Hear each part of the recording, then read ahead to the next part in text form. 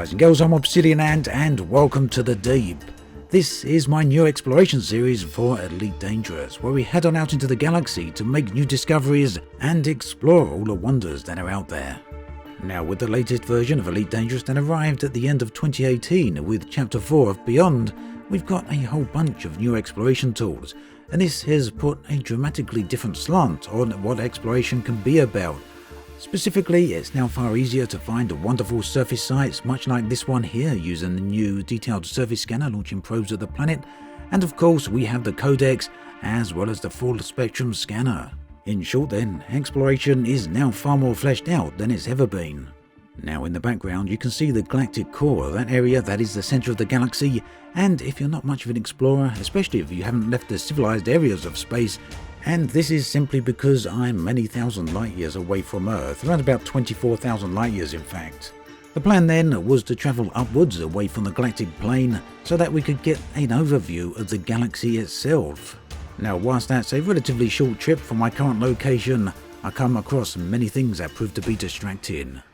So yes, there are a lot of things out here that remain unexplored and undiscovered. It's hard not to imagine that with the amount of stars and planets here. In fact, currently 400 billion star systems in the galaxy and only 0.03% or thereabouts has actually been explored by players. That means that far more than 99% of the galaxy remains completely a mystery. Now, whilst it's true to say that many areas in the galaxy do look similar, in fact some even you could go as far as say look the same, it's also true to say that there is a huge variety out here. You just need to know where to look and how to use the tools that have been provided. The new detailed surface scanner then is not about mapping the planets really, at least not in the way it used to be. Instead now it allows us to launch probes at the planet and discover surface features down there. This can be, as in the case here, geological sites, or if you're far more lucky, it can be biological sites, so living organisms down there. Those are far rarer. So when you do come across a planet with surface locations, you'll know exactly how many sites there are. This one has 10. But the trick is really to find the one that's most visually interesting. Oftentimes these can be in canyons or craters or other such geological areas. And these are my personal favourite, which are always that much better if you can find a planet hanging there on the horizon. On this leg of the journey I come across something I'm always looking out for. This was two moons in extreme close proximity to each other. Sometimes you can find them closer than this, but here is good enough. What that essentially means is that you're going to find a good chance of geological features down on the surface, but you're also always going to see the other planet, or the other moon rather, hanging very close by.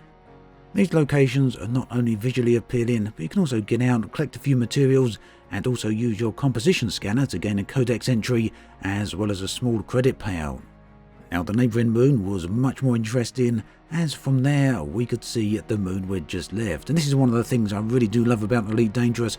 Looking up into the night sky, seeing a location there, and knowing that you can not only see it, but you can visit it, land there, drive around, or look back and see where you come from. It really does convey a sense of scale that few other games manage to achieve. Now talking of scale, many of you will no doubt be aware of the monumental epic journey called Distant Worlds 2, where over 11,000 players are journeying 65,000 light years to the other side of the galaxy. Now, like many other players, I've joined up on this expedition. I will be making a specific Distant Worlds 2 video very soon. That will document the journey between Waypoint 1 and Waypoint 2, so do keep an eye out for that. But for now, here's some footage of my journey so far.